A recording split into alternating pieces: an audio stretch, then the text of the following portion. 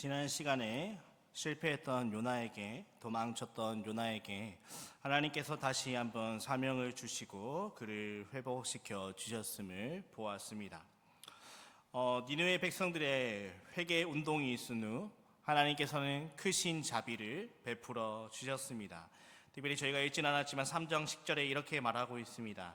하나님이 그들이 행한 것 곧 그 악한 길에서 돌이켜 떠난 것을 보시고 하나님이 뜻을 돌이키사 그들에게 내리리라고 말씀하신 재앙을 내리지 아니하시니라. 니느웨 사람들이 하나님 앞에서 악에서 돌이킴으로 하나님께서도 뜻을 돌이키셨습니다. 그들의 회개에 대하여 하나님이 돌이키셨고 니느웨 사람들의 돌이킴에 대한 응답으로 하나님께서는 예정하신 재앙을 거두어 주셨습니다. 하나님은 니느웨 사람들이 악한 길에서 돌이켜 떠남을 보시고 하나님의 한량없는 긍휼과 용서하심을 베풀어 주셨습니다. 이에 대한 선지자 요나의 반응이 오늘 4장부터 나오고 있습니다. 요나는 선지자였습니다. 선지자로서 하나님의 말씀을 선포함으로 사람들에게 회개를 촉구하는 사명을 잘 감당해야 합니다. 그런데 니느웨의 말씀을 선포했을 때 니느웨의 열매가 일어난 것입니다. 사람들이 하나님의 말씀에 반응합니다. 사람들이 회개합니다. 하나님 앞에 엎드리며 자복하였습니다. 선지자로서 이러한 사람들의 반응을 보고 열매를 맺게 된다면 선지자로서 마땅한 반응은 기뻐하는 것입니다. 하나님께서 나에게 열매를 베풀어 주셨구나. 하나님께서 자신을 사용하셔서 열매를 맺게 하심에 감사해야 하는 것입니다. 하지만 오늘 요나의 반응은 그것과 다른 것이었습니다. 4장 1절 말씀을 보면 요나가 매우 싫어하고 성내며라고 말하고 있습니다. 그의 선지자로서 하나님의 말씀에 반응하는 사람들을 보고 그의 마음에 싫어하는 것입니다. 성이 나는 것입니다. 선지자가 사람들이 죄에서 돌이키는 것을 보고 사람들이 하나님을 찾고 자복하는 것을 보고 화가 나는 것입니다. 마음에 들지 않고 못마땅하는 요나의 모습을 보고 있습니다. 니느웨의 회개와 하나님의 용서를 보면서 도저히 견딜 수 없는 것이 오늘 요나의 심정입니다. 아니 어떻게 하나님 니느웨와 같이 악한 도시에 은혜를 베푸실 수 있습니까? 어떻게 그들을 긍휼히 여기시고 그들에게 오래 참으시고 한량없는 은혜를 베풀어 주셔서 그들의 죄를 용서하십니까? 니느웨 성이 심판받은 것이 아니라 하나님의 용서함을 받은 것을 보고 요나는 도저히 마음에 참을 수 없었습니다. 하나님의 말씀을 떠났던 자기의 과거의 모습은 잊은 채 니느웨 사람들이 은혜 입은 것을 대해서 하나님 앞에 불평하고 있는 것입니다. 하나님의 말씀을 떠나 하나님의 얼굴을 피하여 도망하였던 자기에게 은혜를 베푸셨을 때는 하나님께 감사의 노래를 드리며 하나님을 찬양했던 요나가 다른 사람이 그 은혜를 받으니 도저히 견딜 수가 없다는 것입니다. 그건 좀 아니지 않습니까? 하나님 그거는 정의롭지 않습니다 하면서 하나님 앞에 대들며 화내고 있는 모습을 볼 수 있습니다.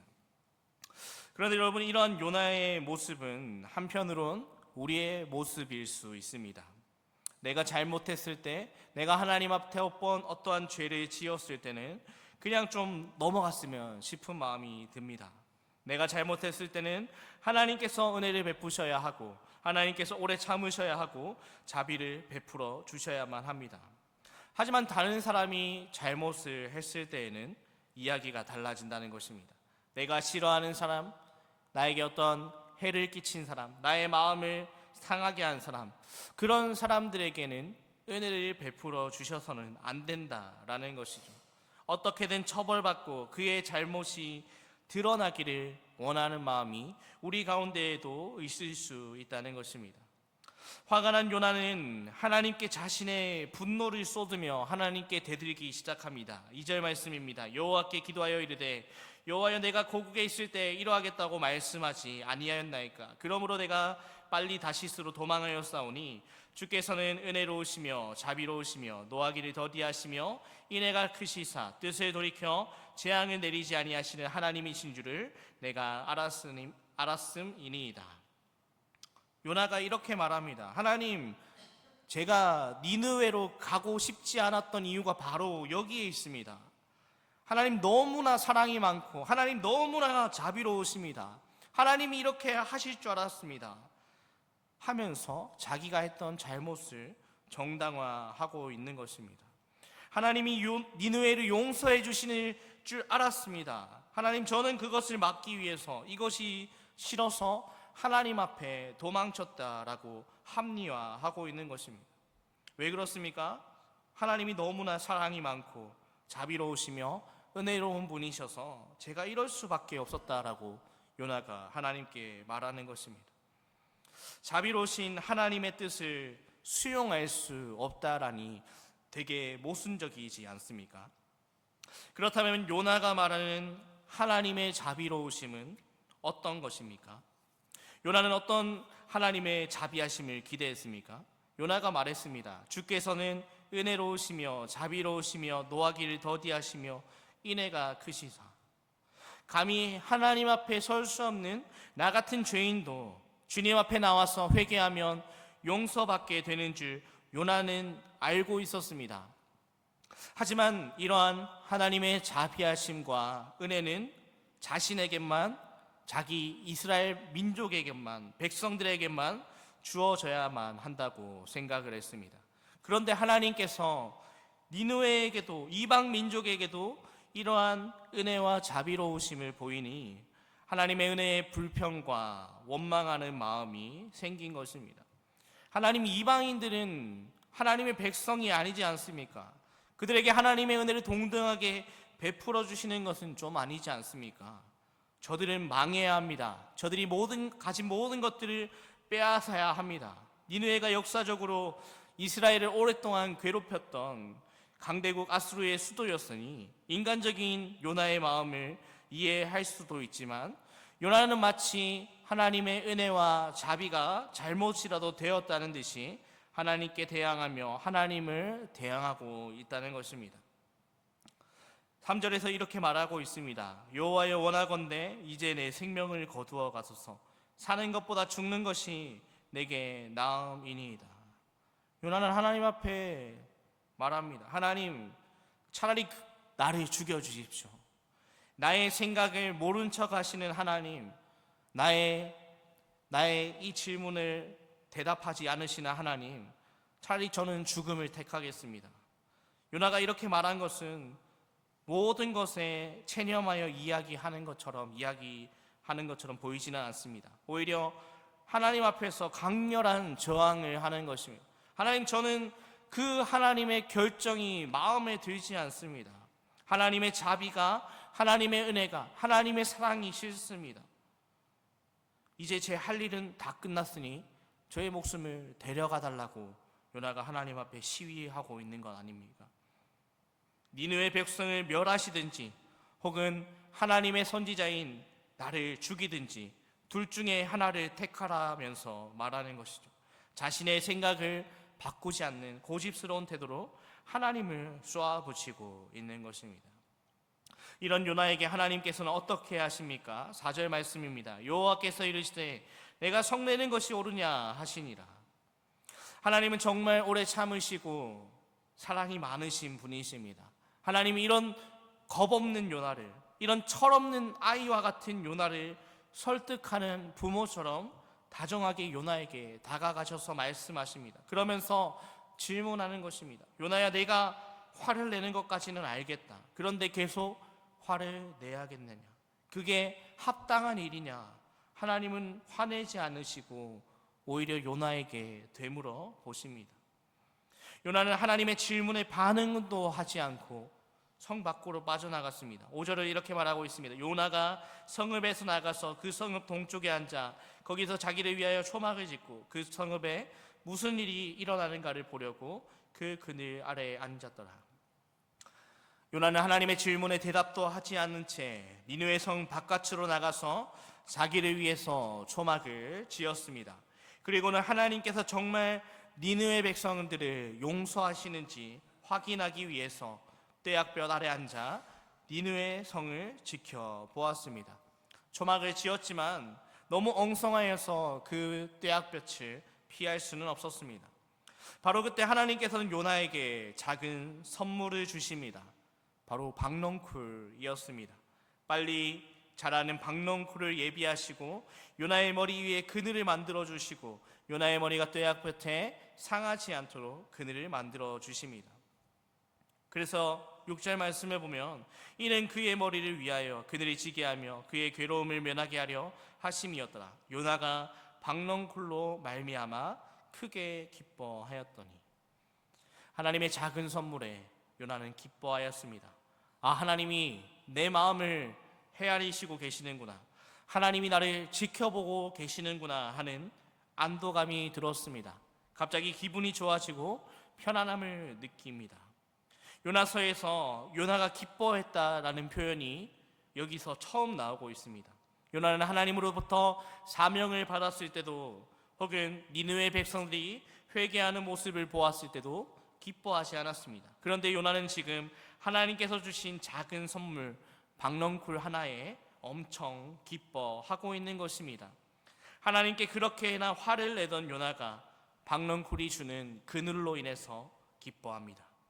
그런데 하나님께서 다음날 새벽에 벌레를 예비하셨습니다.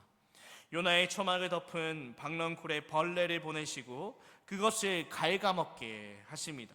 박넝쿨은 시들어 죽어버리고 그늘은 사가라지고 뜨거운 햇빛만이 요나의 머리에 내리쬐는 것입니다. 그 시든 박넝쿨을 보면서 요나는 다시 한번 화가 납니다. 하나님은 요나가 있는 곳에 뜨거운 동풍을 불게 하셨고 요나는 화가 잔뜩 나서 불평과 원망의 소리를 하나님 앞에 터뜨리는 것입니다. 하나님, 이렇게 소소한 기쁨을 제가 누리는 것도 못 봐주시는 것입니까? 제가 이 정도의 복도 누릴 수 없습니까? 사랑의 하나님, 은혜의 하나님이시면서 제가 위로받고 있는 이 박넝쿨 하나를 꼭 건드셔야 했습니까? 차라리 제가 죽도록 내버려 두세요. 사는 것보다 죽는 것이 더 낫겠습니다. 물고기 뱃속에서 하나님을 노래하며 감사하였던 요나, 니느웨가 회개하니까 화를 내며 덤비다가 박넝쿨 때문에 좋다고 기뻐했다가 이제 그게 없어졌다고 또 화를 내면서 나를 죽여달라라고 하나님 앞에 소리치고 있는 것입니다. 요나의 목소리를 들으시고 하나님 다시 한번 물어보십니다. 요나야, 내가 화내는 것이 옳으냐? 요나의 이 일이 지금 내가 화를 낼 일이냐? 나의 말을 전하는 선지자인 네가 큰 성읍 니느웨의 회개를 직접 보면서도 지극히 이기적인 이유로 화를 내며 죽기를 구하는 것이 왜 그렇냐? 그런 일이 너에게 가당한 것이냐 하고 하나님께서 다시 한번 물어보십니다. 요나가 또 대답을 합니다. 하나님, 내가 죽더라도 박넝쿨 때문에 화를 내는 것이 정당한 일입니다. 겨우 박넝쿨 때문에 화내는 것이 옳다라는 것입니다. 하나님은 틀렸고 내가 하는 것이 옳다라고 요나는 말하고 있는 것입니다. 요나 4장에 요나가 성내다 노하다라는 표현이 6번 나오고 있습니다.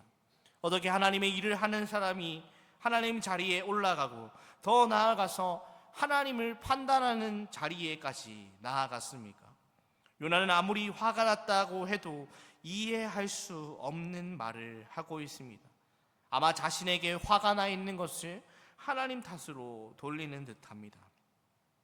누가복음 15장에는 잃어버린 아들 탕자의 비유가 있습니다. 아버지에게 한 아들 탕자가 있었는데 살아계신 아버지에게 그 모든 유산을 받아가지고 먼 타국으로 가서 그 모든 유산을 다 흥청망청 써버립니다. 그 유산이 다 떨어지자 쥐염 열매조차 잘 먹지 못하는 신세에 빠지고 그 아들은 아버지의 집을 기억하고 아버지의 집으로 돌아가기로 결심합니다. 아버지 앞에 무례히 행하였던 아무 염치 없는 이 아들에게 아버지는 어떻게 대하였습니까? 아버지는 모든 것을 잃고 돌아온 아들을 다시 얻었다라고 말하며 잔치를 베풀고 그에게 입맞추고 가락지를 끼워주며 새 옷을 입혀줍니다. 그런데 여기서 큰아들은 아버지에게 항의하는 것입니다.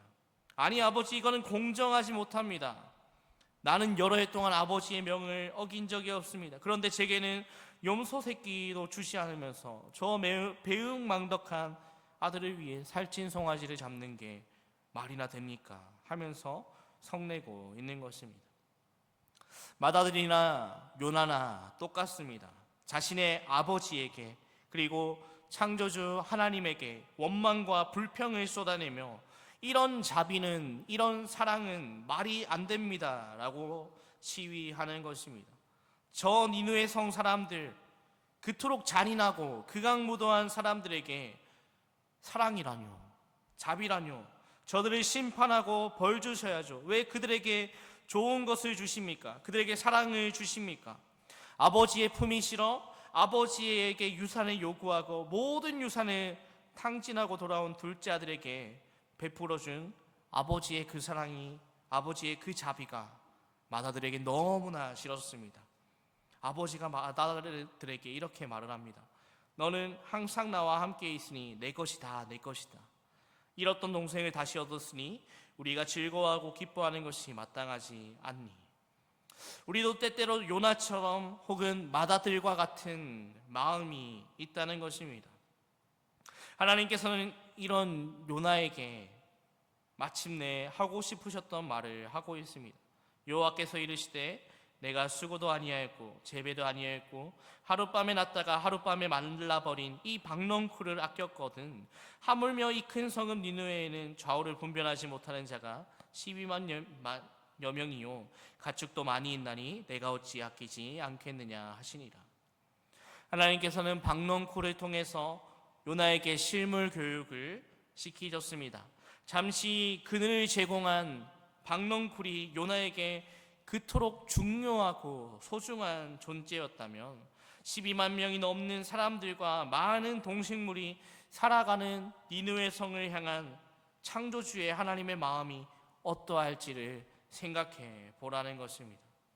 그러나 요나는 자기의 마음에 갇혀서, 자기의 생각에 갇혀서 하나님의 마음을 헤아리지 못하였습니다. 하나님은 요나가 니느웨를 향한 하나님의 마음, 떠나버린 탕자에 대한 아버지의 마음을 박넝쿨 사건을 통해서 깨닫기를 바라셨습니다. 요나도 이스라엘도 하나님의 은혜로 구원받고 부르심으로 사명을 받았습니다. 은혜로 구원받은 요나가 다른 사람들, 즉 니느웨 사람들이 은혜로 용서받고 구원받은 것에 대해서 불평했습니다. 하지만 이는 먼저 은혜 받은 자가 취할 태도가 아니라는 것입니다. 나는 은혜 받을 자격이 있고 니느웨 사람들은 은혜 받을 자격이 없다는 요나의 논리는 적어도 하나님의 뜻은 아닙니다. 은혜의 특징이 무엇입니까? 불공평하며 무자격이며 과분함입니다. 만약 은혜가 공평하게 자격이 되는 사람들에게만 합당하게 주어졌다면 인류 역사 전체에서 하나님의 은혜, 예수 그리스도의 십자가 구원의 은혜를 받기에 합당한 이는 한 사람도 없었을 것입니다. 어떠한 자격이 있어서 주어졌다면 그것은 은혜가 아니라 합당한 보수일 뿐입니다. 합당한 대가로 받는 것이죠. 니느웨는 악한 성이었습니다. 상대적으로 의롭게 살아갔던 요나의 기준에서 결코 용서받고 구원받을 수 없었는지는 모릅니다. 그렇기에 니느웨의 구원은 하나님의 사랑과 은혜를 잘 보여주고 있습니다. 자격 없는 자에게 은혜가 필요한 것입니다. 하나님의 은혜와 사랑은 우리가 연약할 때, 더 내려가서 우리가 죄인 되었을 때, 더 내려가서 우리가 원수가 되었을 때에 그리스도의 십자가를 통해서 우리에게 주어졌습니다. 예수님이 이렇게 말씀하십니다. 건강한 자에게는 의사가 쓸데없고 병든 자에게라야 쓸데있나니 내가 의인을 부르러 온 것이 아니요 죄인을 불러 회개시키러 왔노라. 예수님 당시 바리새인과 서기관들은 자신들을 의인이라 여기며 하나님의 은혜에 합당한 자격을 갖췄다라고 믿었습니다. 그래서 타인들과 자신들을 비교하며 교만하였고 다른 이들을 함부로 정죄하는 행동을 하였습니다. 자신들의 기준으로는 구원받아서는 안 되는 죄인들의 친구가 되어주시고 죄인들을 인정해 주시고 그들의 죄를 용서해 주신 예수님을 그들은 십자가에서 죽이기까지 하였습니다. 혹여나 우리 안에 이러한 자기의 혹은 정죄하는 마음이 있다면 우리가 먼저 회개하고 돌이켜야 합니다. 하나님은 누구에게나 차별 없이 회개하는 모든 이에게 사랑과 긍휼을 베풀어 주시는 분이심을 기억해야 할 것입니다. 말씀을 맺겠습니다. 이러한 요나의 이야기는 과거에만 끝난 것이 아니라 지금도 계속되고 있습니다. 저와 여러분들의 삶에도 그렇게 하나님이 함께 하시고 역사하고 계십니다. 하나님이 모든 것을 예비하시고 인도하시고 계십니다. 이 모든 것들이 하나님의 은혜입니다. 그러니 우리는 은혜를 받은 자로서 우리는 은혜로운 자가 또한 되어야 합니다. 우리의 마음에 니느웨와 같은 사람이 있습니까? 저 사람이 내게 상처를 주었어. 저 사람은 내가 생각하는 도덕적인 기준에 맞지 않다며 저 사람에게는 구원이 주어지지 않았으며 하는, 저 사람은 심판받는 것이 마땅한 것처럼 여겨지는 그런 사람이 있습니까? 그럴지라도 우리는 그 사람을 사랑하고 은혜를 베풀고 용서하고 기회를 주고 그 사람이 하나님의 은혜를 경험하도록 기도해야 합니다. 그것이 바로 은혜 받은 자의 마땅한 도리입니다. 왜냐하면 하나님께서 먼저 우리에게 그런 사랑을 베풀어 주셨기 때문입니다. 하나님께서 요나에게 가르쳐 주길 원하셨던 그 놀라운 은혜를 우리도 먼저 배우길 원합니다. 파격적이고도 크고도 깊은 은혜를 경험하고 깨닫기를 원합니다. 내가 먼저 받은 그 자격 없지만 받았던 그 사랑과 그 은혜를 기억하면서 내가 먼저 은혜로운 자가 되기 원합니다. 먼저 은혜로운 자가 되어서 하나님께 받은 그 은혜를 삶 속에서 흘려보내며 은혜 받은 자로서 합당하게 살아갈 수 있는 저와 성도님들의 삶이 되시기를 주님의 이름으로 축복합니다. 시간 기도하겠습니다. 참 좋으신 아버지 하나님, 요나의 말씀을 통해서 하나님께서 베풀어 주시는 놀라운 사랑과 구원과 그 은혜를 묵상하게 됩니다. 하나님께서 베풀어 주시는 그 사랑과 은혜, 그것들은 우리에게 어떤 자격이 있어서 주어진 것이 아니요 무조건적인 하나님의 사랑이었고 무조건적인 은혜였음을 고백합니다. 우리에게 베풀어 주신 그 사랑이 너무나 크기에 아버지 하나님 그 사랑을 날마다 묵상하며 그 사람을 감사하며 그 사람을 찬양하며 살아갈 수 있는 복된 자들이 되게 도와주시옵소서. 또한 더불어서 우리가 그 은혜를 받았기에 우리가 그 은혜를 이 세상 가운데 흘려보내며 살아갈 수 있게 도와주시옵소서. 하나님의 은혜를 알지 못하는 자들을 위해서 그들을 위해 기도하게 하시고 그들을 위해 눈물을 흘리게 하시며 그들의 삶 속에 우리의 섬김과 우리의 사랑을 통해서 그들 가운데도 하나님의 크신 십자가의 사랑의 은혜가 흘러갈 수 있는 삶을 살아갈 수 있도록 아버지들 인도하여 주시옵소서. 이 모든 말씀 살아계신 예수님 이름으로 기도합니다. 아멘.